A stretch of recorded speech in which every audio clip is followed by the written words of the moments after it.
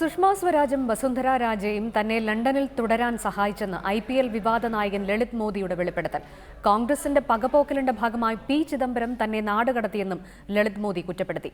എന്നാൽ UPA-യുടെയും NDA-യുടെയും കാലയളവിൽ ലണ്ടനിലേക്ക് അയച്ച കത്തുകൾ പ്രസിദ്ധപ്പെടുത്തിയാൽ സത്യം പുറത്തുവരുമെന്ന് ചിദംബരം പ്രതികരിച്ചു.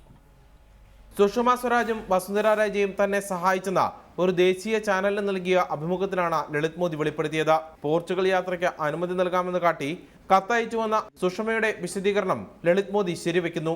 വസുന്ധര രാജയുമായി തനിക്ക് വർഷങ്ങളുടെ പരിചയമുണ്ടെന്ന് പറയുന്ന മോദി ലണ്ടനിൽ തുടരുന്നതിന് തനിക്ക് രാജയെ സഹായം നൽകിയെന്നും വെളിപ്പെടുത്തി. My relationship with Vasundhara Raje goes back 30 years.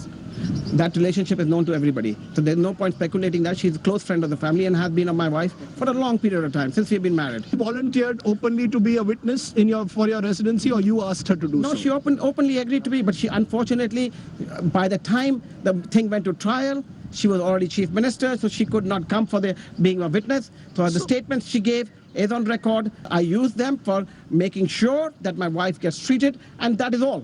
And only at the last resort, when I had won in every court and it was being delayed on grounds, only being delayed on grounds of records being created by the UPA government against me to clarify that the UPA government is no longer there, I said, why don't you check with the current government to the UK government? അതേസമയം IPL വിവാദത്തിന്റെ പശ്ചാത്തലത്തിൽ ശശി തരൂർ രാജിവെക്കേണ്ടി വന്നത് കോൺഗ്രസിന്റെ പ്രതികാരത്തിലേക്ക് വഴിവെച്ചു. ഈ സാഹചര്യത്തിലാണ് തനിക്ക് ലണ്ടനിലേക്ക് പോകേണ്ടി വന്നത്. P Chidambaram നാടുകടത്തിയതിന് തുല്യമാണ് ഇതെന്നും ലളിത് മോദി കുറ്റപ്പെടുത്തി.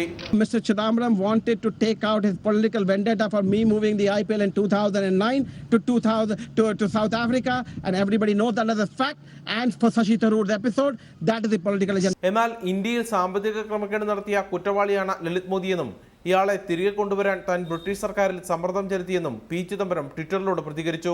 രാജ്യതാൽപര്യം സംരക്ഷിക്കുന്ന നടപടികൾ സ്വീകരിച്ചത് ആരെന്ന് വ്യക്തമാക്കണമെങ്കിൽ 2011 മുതൽ ലണ്ടനിലേക്ക് കേന്ദ്ര സർക്കാരുകൾ അയച്ച കത്തുകൾ പരസ്യമാക്കണമെന്നും ചിദംബരം ആവശ്യപ്പെട്ടു.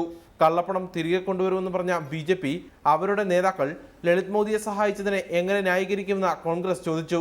ഇതിനിടെ ലളിത് മോദിയുമായി ലണ്ടൻ യാത്രക്കിടെ സ്വകാര്യ കൂടിക്കാഴ്ച നടത്തിയെന്ന വാർത്തകൾ സുഷമ സ്വരാജിന്റെ ഓഫീസ് നിഷേധിച്ചു. റിപ്പോർട്ടർ, ദില്ലി.